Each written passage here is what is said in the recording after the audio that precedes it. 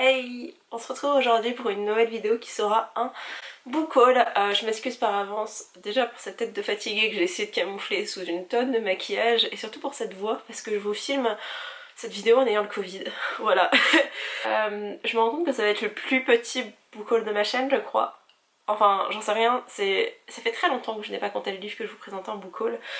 Et là j'en suis rendue à 21 livres papier parce qu'en fait je me rends compte que j'en ai acheté 4 en numérique, donc on est déjà à 25. Ah, je remets toutes mes questions. Bref, j'espère que ça va vous plaire. Il n'y a pas de sens. Je vais commencer par les graphiques et après il y a un bazar sans nom. Il y en a beaucoup que vous avez vu dans le hall de Lyon, mais je me voyais pas ne pas les inclure, donc voilà. Alors, on va commencer par les mangas. Ce sont pas que des nouveautés. Le premier que je me suis pris, c'est Insomniac de Makoto Ojiro. Voilà, je le trouve très joli. J'arrête pas de le voir en fait, et je suis hyper intriguée par cette histoire qui, je sais pas, pour moi ça me faisait penser à de la SF, alors peut-être que pas du tout, je ne sais plus de quoi ça parle. J'ai lu le résumé mais entre temps je l'ai oublié. Et s'il y avait un sens à toutes tes insomnies, oh si seulement. Bref, du coup on va suivre un garçon et une jeune fille, c'est publié chez Soleil, c'est ça. Et je vous en donnerai des nouvelles quand je l'aurai lu, mais c'est un peu la honte parce que j'ai une étagère pleine de mangas que je n'ai pas lu. Voilà. L'autre que je me suis acheté, c'est une sortie, j'ai vu que... J'ai cru que c'était un set, j'ai eu peur. J'ai vu que Nadège l'avait lu et qu'elle avait bien aimé la représentation, même si le dessin elle n'était pas fan. Perso le dessin me dérange pas trop, ça fait un peu vieillot mais bref. C'est Boys Run the Riot de Keito Gaku. Et ici on va suivre une jeune femme... Non, un jeune homme trans, pardon.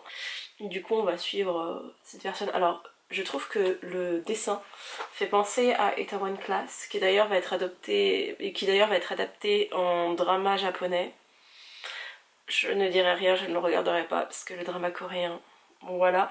Mais ça me fait un peu penser à ça dans le style. Mais là c'est au Japon.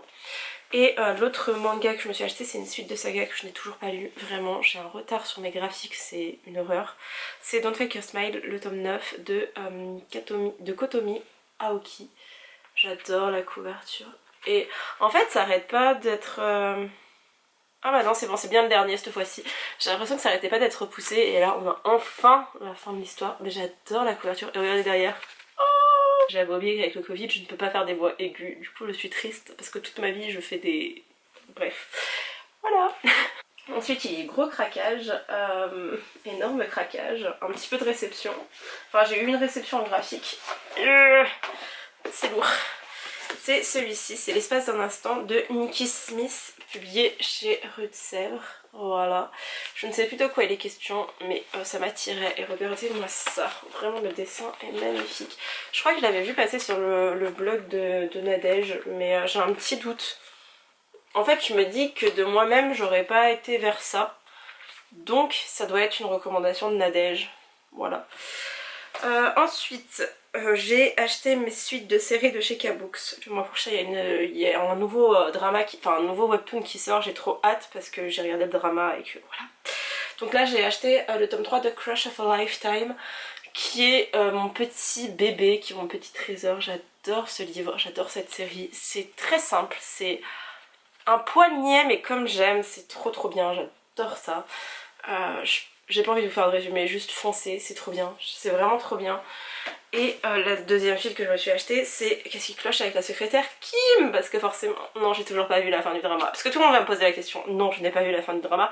Et je ne verrai sûrement jamais la fin du drama parce que j'ai déjà été spoilée, je sais déjà ce qui va se passer et je n'ai pas envie. Je trouve que c'est trop simple et que 4 épisodes pour arriver à cette fin là, c'est trop, parce qu'il me reste 4 épisodes à regarder et je me dis c'est trop.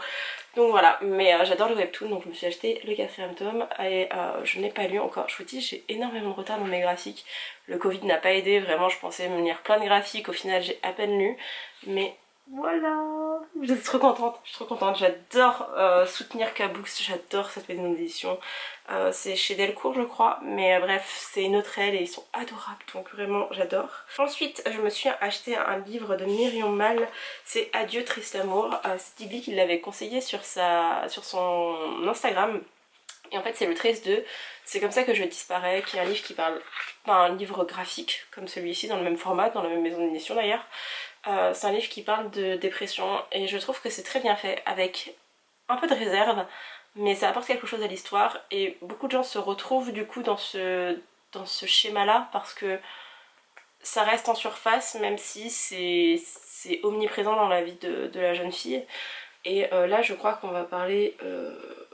je ne sais pas. En fait j'en sais rien du tout. Je me dis que ça doit avoir de rupture à du triste amour. J'aime beaucoup le dessin. Alors c'est très particulier comme l'écriture. Ça ne plaira pas à tout le monde mais perso j'adore.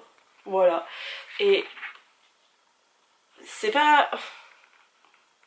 Il y a des meufs qui sont en couple. Il y a des meufs qui sont en couple.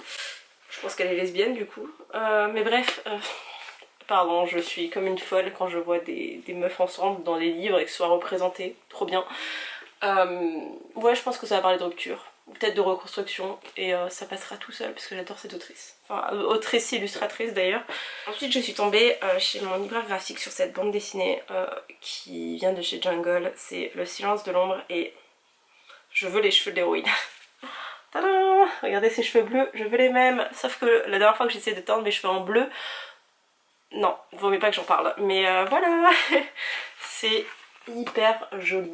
Je ne sais plus de quoi ça parle. Non mais vraiment c'est une horreur, hein. Je ne sais plus de quoi parle le livre. J'espère que ça vous soigne pas quand je vous montre des planches. Mais j'ai lu le résumé et ça me plaisait. Je crois qu'on est dans un truc autour de la mort, du deuil, ce genre de choses.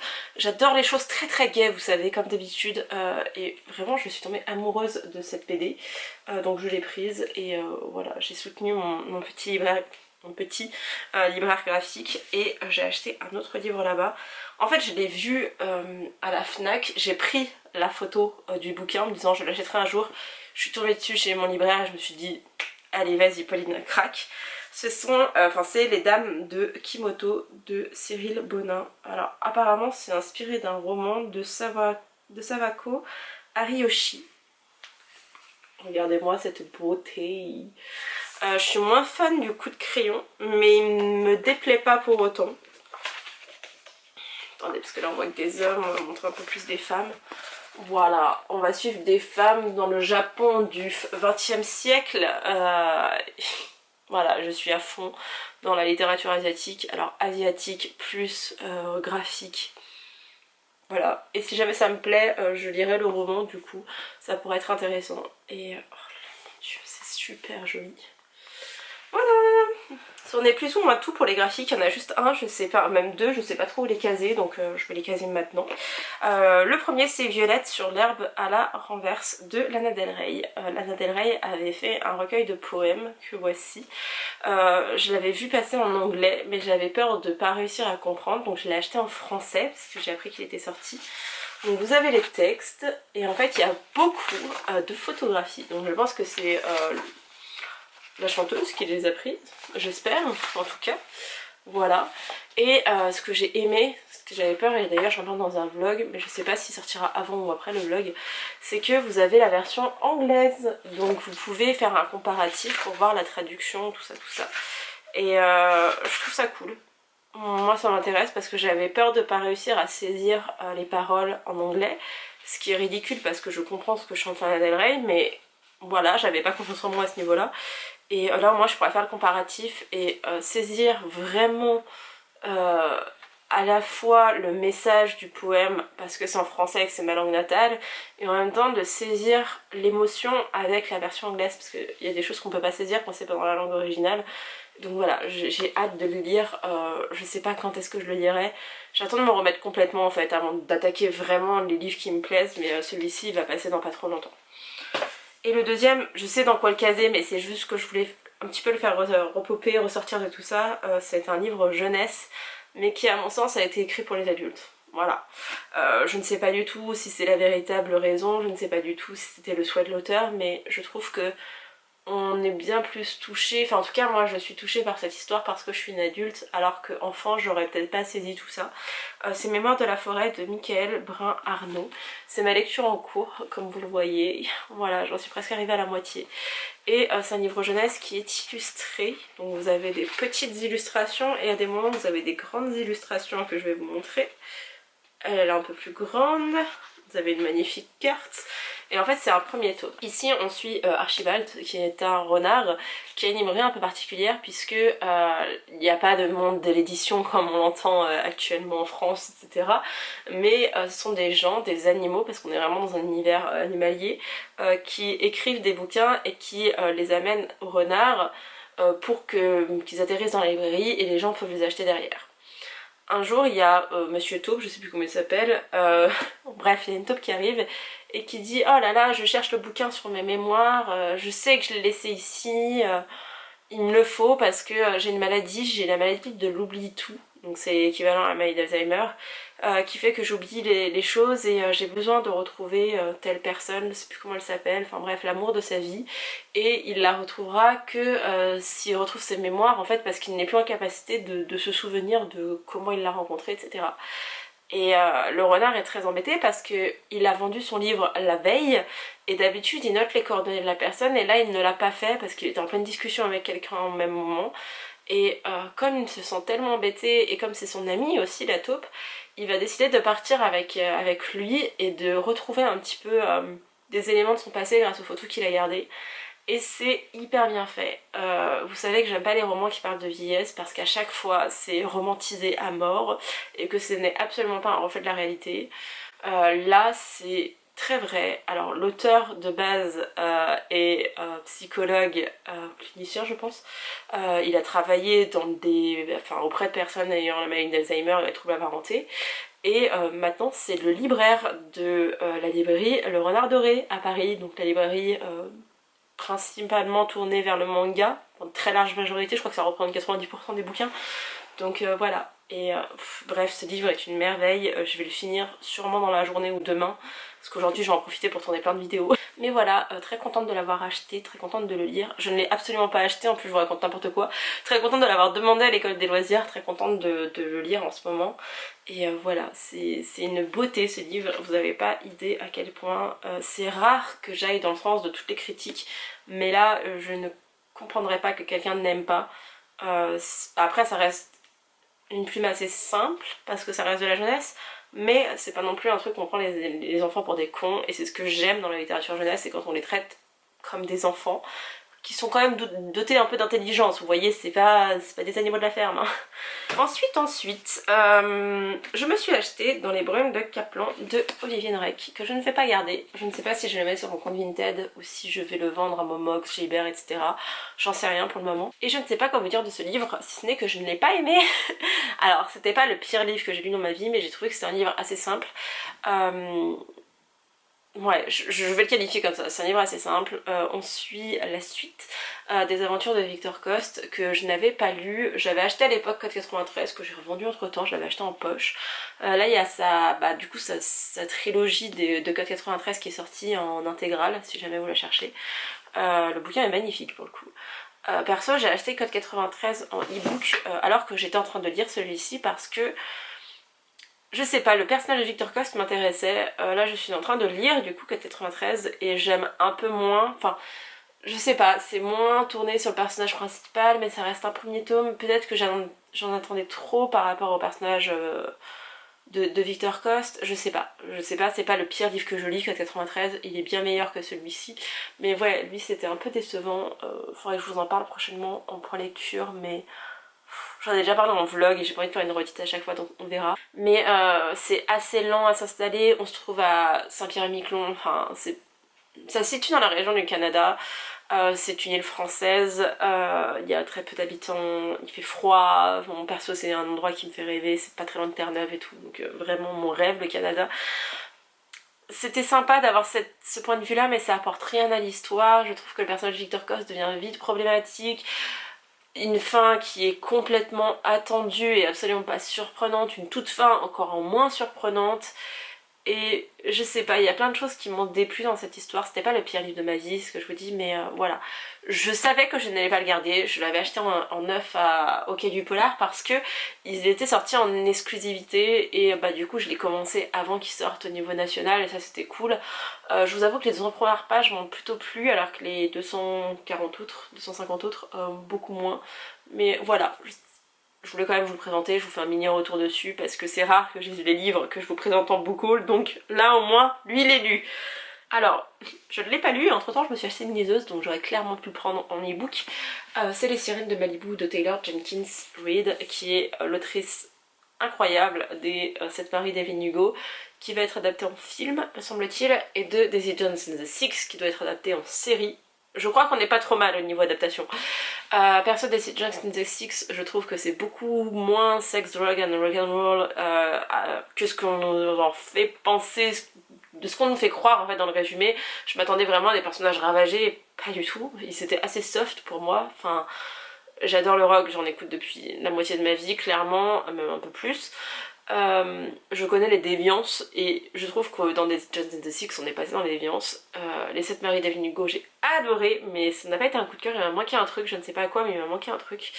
Et du coup je suis contente, je suis trop contente que Charleston ait publié un autre roman de l'autrice, mais je sais que ça risque de ne pas me plaire, donc je l'ai acheté parce que j'étais curieuse, mais je garantis pas d'aimer, enfin je suis pas sûre de l'aimer, mais voilà, je voulais quand même, je sais pas, un peu encourager la maison d'édition avec cette autrice qui a écrit des bouquins formidables, qui incluent la diversité, et c'est trop cool, et qui ose faire des choses, donc voilà, j'ai hâte de le lire. Franchement ça va être une de mes prochaines lectures je pense, ça se passe pendant l'été, là il recommence à faire un peu soleil, donc ça pourrait passer.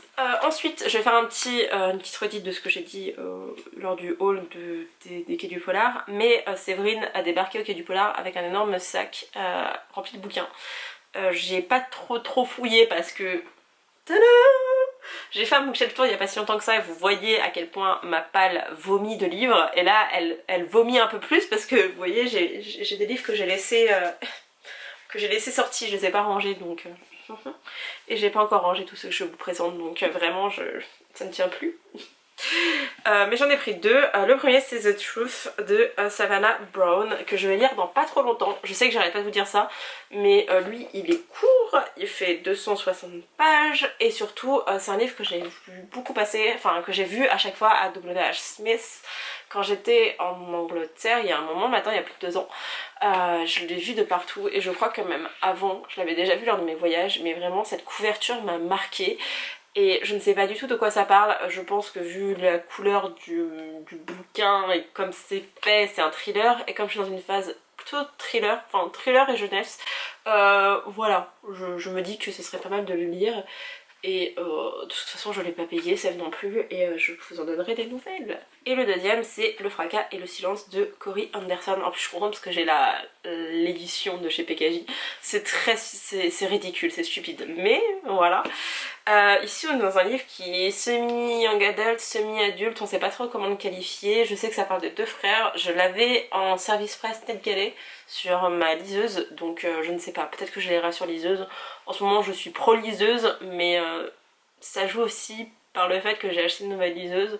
Prochainement je vous ferai une vidéo récapitulative, un peu comparatif entre la Kindle et la Kobo.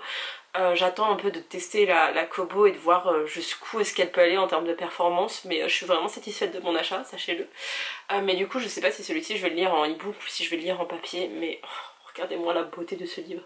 Et je sais que ça a été des très bonnes lectures chez beaucoup de gens, donc bah voilà, on va essayer de pas trop le faire patienter dans ma palle, en sachant que j'ai, je crois, un seul PKJ dans ma pile à lire, donc forcément, comme j'étais à Lyon, j'ai été à Gibert et j'ai craqué.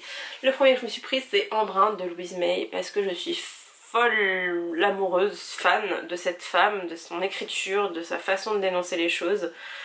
Celui-ci fait moins de 400 pages, il en fait 358. Est-ce que je vous dis encore que c'est un livre que je vais lire prochainement? Voilà. J'hésite à me le prendre en e-book, vraiment, mais je vais le lire bientôt. C'est un Louise May, Dorian m'a dit qu'un prochain sortait au mois de mai, donc j'ai très hâte le mois prochain pour le prochain livre de Louise May. Pour une fois que je vais vivre une sortie en direct, je suis comme une folle. J'espère qu'elle va faire des séances dédicaces parce que j'ai besoin de lui parler. Et c'est le dernier Louise May qui me reste à lire, enfin en tout cas dans la section adulte. Après il y a le côté jeunesse et young adult. Mais j'ai peur de pas m'y retrouver complètement. Enfin si, il y a La Sans Visage que je veux vraiment acheter et lire, mais les autres je suis pas sûre, tandis que là ça va être trop bien, c'est un thriller donc voilà. Et l'autre, en fait, je pensais que c'était une romance gay, donc entre deux hommes, et en fait, c'est une romance saphique, donc entre deux femmes, et je suis joie, donc c'est 6 mois par an de Clara Duarte, je pense que ça se dit comme ça. Il est magnifique, c'est publié chez Hachette, c'est assez rare que j'ai des bons romans de chez eux. Voilà, j'ai vu que c'était... En fait, pour une fois, j'ai lu le résumé, j'ai fait... mais c'est deux meufs en fait. Donc je l'ai acheté. Je sais plus de quoi ça parle si ce n'est qu'il y a deux meufs. Et que du coup, ça va être une romance. Je suis pas très fan des romances young adult, mais quand ça inclut des meufs, vraiment je suis aveugle à tout et je suis là, oh c'est trop mignon, j'adore, c'est trop cool. Ensuite, je me suis acheté des poches. Je me suis déjà acheté au Quai du Polar Bonne Nuit Maman de Mieso. Je sais jamais comment on le prononce. Voilà. En fait, Eva a très bien parlé de son prochain, enfin du prochain roman de l'autrice qui est déjà publié chez Matin Calme. Et elle disait qu'il était trop bien, sauf que quand j'ai lu le résumé du deuxième, je me suis dit, en fait il faut avoir lu le premier, parce que je ne comprends rien.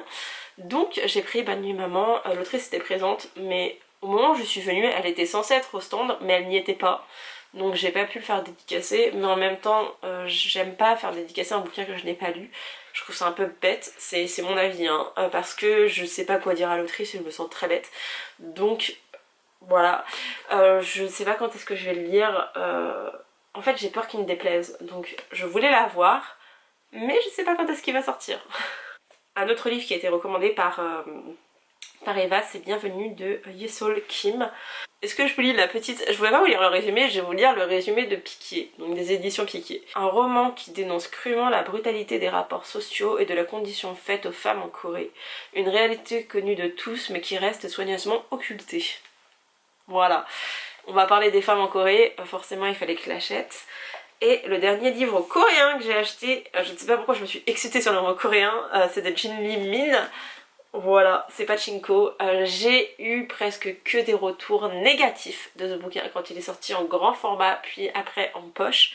Et récemment j'ai des petits avis positifs qui pop à droite à gauche, mais c'est pas des avis positifs en mode c'était bien. Non, non, on parle de claques, etc.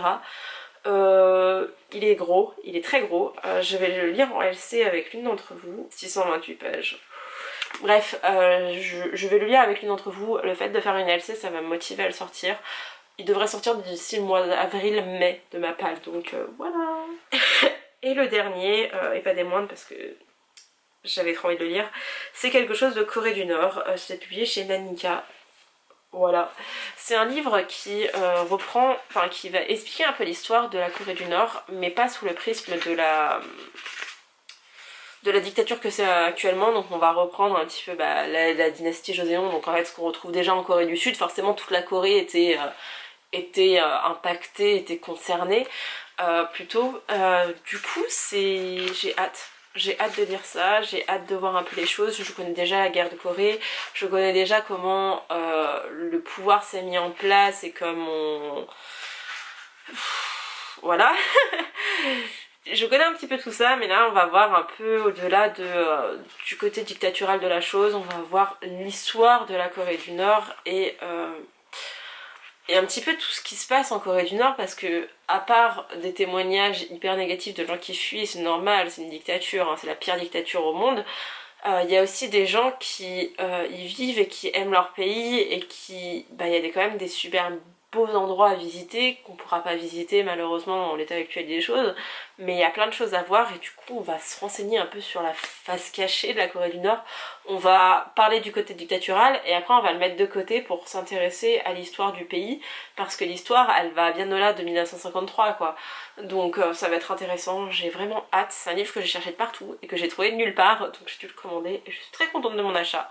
J'avais déjà lu quelque chose de Corée du Sud, j'ai pas appris énormément de choses parce que je connais bien la Corée du Sud maintenant, que ce soit par des dramas, par des témoignages, que ce soit par la littérature aussi.